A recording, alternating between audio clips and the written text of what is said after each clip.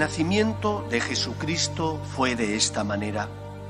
María, su madre, estaba desposada con José, y antes de vivir juntos resultó que ella esperaba un hijo por obra del Espíritu Santo.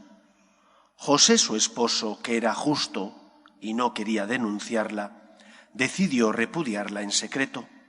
Pero apenas había tomado esta resolución, se le apareció en sueños un ángel del Señor que le dijo: José, hijo de David, no tengas reparo en llevarte a María tu mujer, porque la criatura que hay en ella viene del Espíritu Santo.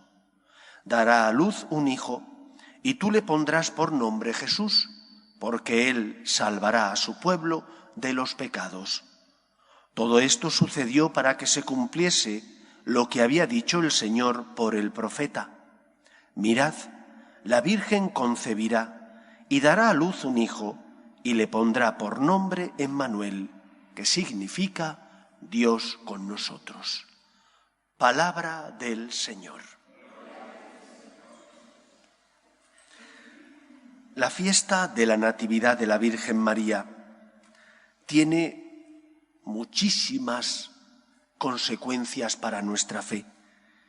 Pero lo primero de todo, como siempre hay que empezar por el principio, es que es el cumpleaños de nuestra Madre.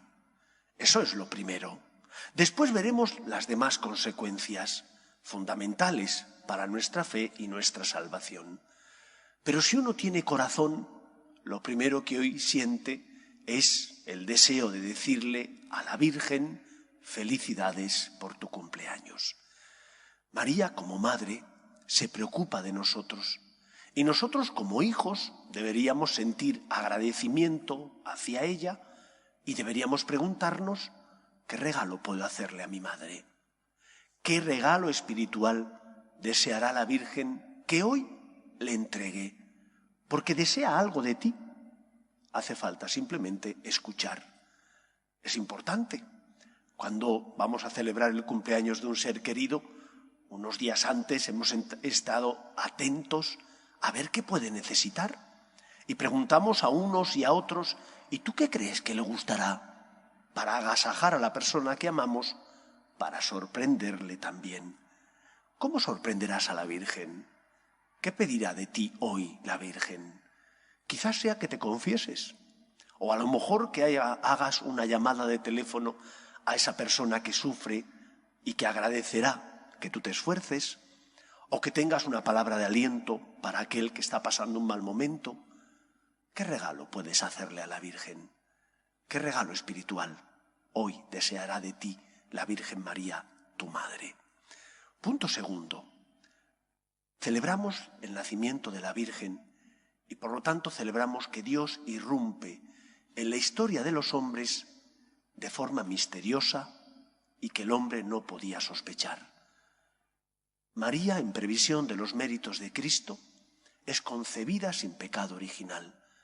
Y el nacimiento de la Virgen es uno de esos hitos en la historia de la humanidad, porque gracias a ella nos llegó el Salvador del mundo. Dios actúa misteriosamente, aunque tú no comprendas ni sepas cómo y cuándo. Dios actúa.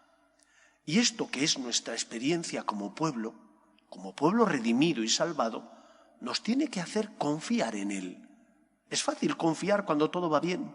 Es fácil confiar cuando el Señor responde porque tú le pides y te da lo que le pides. Lo difícil es confiar cuando parece que el Señor no está, que calla o que no te da lo que tú le pides. Y es en esos momentos donde tienes que ser fiel a los momentos de luz, a aquellas ocasiones donde has experimentado personalmente o como pueblo, has experimentado el amor de Dios. Dios actúa en la historia de los hombres.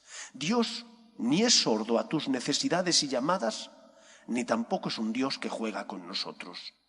Dios actúa. Lo que pasa es que Dios es Dios y nosotros no siempre podemos comprender los planes de Dios. El nacimiento de la Virgen María nos exhorta a confiar en Él, a poner en Él nuestra esperanza, a saber que solo Dios es el Señor y que por lo tanto yo tengo que hacer lo que está en mi mano y confiar en Él porque es un Dios que me ama y que me quiere. Punto tercero. La Virgen María fue instrumento del Señor. Y en la celebración del nacimiento de la Virgen también recordamos que nosotros, como miembros de la Iglesia, podemos y debemos ser instrumentos de Dios.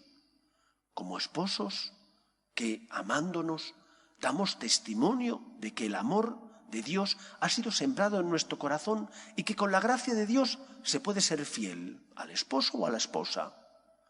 En un mundo donde la mentalidad divorcista está extendida, los esposos tienen que ser testimonio de fidelidad. No porque sean perfectos, sino porque creen que el Señor, con su gracia, nos ayuda para que podamos amarnos como Él nos pide. El que es sacerdote o religioso tiene que ser también luz en medio del mundo, por su manera de vivir, por la integridad de sus costumbres. Somos testimonio, instrumento de Dios en medio del mundo. Estamos siendo, como la Virgen María, cauce para que el amor de Dios llegue en tu empresa, en tu familia, con tus amigos, a aquellos que no tienen fe. O por el contrario, nuestra manera de vivir no se corresponde con la de una persona que cree y confía en el Señor. Hoy escuchábamos en el Evangelio cómo San José, cuando recibe las noticias de que su mujer estaba encinta, decide en su interior cargar con esa cruz y no denunciarla, porque si la hubiera denunciado, la habrían lapidado. ¿Qué hacemos nosotros ante las dificultades de la vida? ¿Decidimos confiar en el Señor como José y de esa manera ser instrumento de Dios? El Salvador nos tenía que llegar por medio de María. Si José la hubiera denunciado, no nos habría llegado por medio de la Virgen. Gracias a José, gracias a María, nos vino el Salvador del mundo. Cuando tú colaboras con Cristo en la obra de la salvación, viviendo íntegramente tu vocación como cristiano y siendo una persona de fe y de esperanza, eres instrumento de Dios. Instrumento que, como decía San Pablo, llevamos un tesoro en vasijas de barro porque caemos y somos débiles. Pero el Señor se sirve de nosotros para ser instrumento suyo, para ser fermento en medio de la masa, en medio del mundo. Que sea así. Pidamos a la Virgen María que desde el cielo interceda por nosotros y nos proteja con su manto. Que el Señor nos ayude.